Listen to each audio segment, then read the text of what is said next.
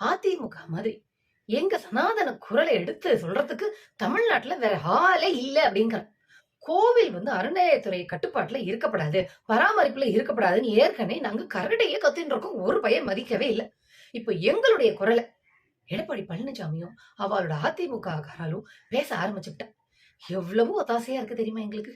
தொண்டை தண்ணி வத்த கத்தின்ண்டே இருந்தோம். இப்ப அந்த கஷ்டம் இல்லவே இல்லை அப்படிங்கிற. என்ன சொல்லியிருக்கா அப்படின்னா, அதிமுக காரா மக்கள் கிட்ட போயிட்டு, கோவிலுக்கு நீங்க எல்லாரும் உண்டியல்ல பைசா போடுறேன், அந்த உண்டியல் காசை எடுத்து திமுக அரசு பக்தர்களுக்கு காலேஜும் ஹாஸ்பிட்டலும் கட்டுறது, அது ரொம்ப தவறு.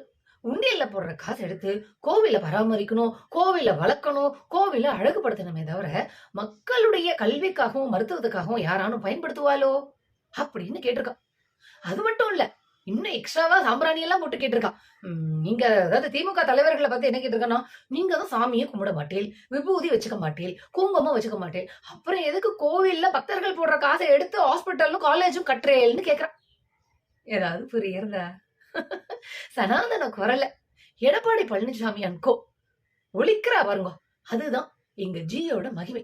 டெல்லியில இருந்துட்டே அவருடைய பவர்னால அதிமுக கார எல்லாரும் இப்போ சனாதனத்தை பேச ஆரம்பிச்சுட்டா.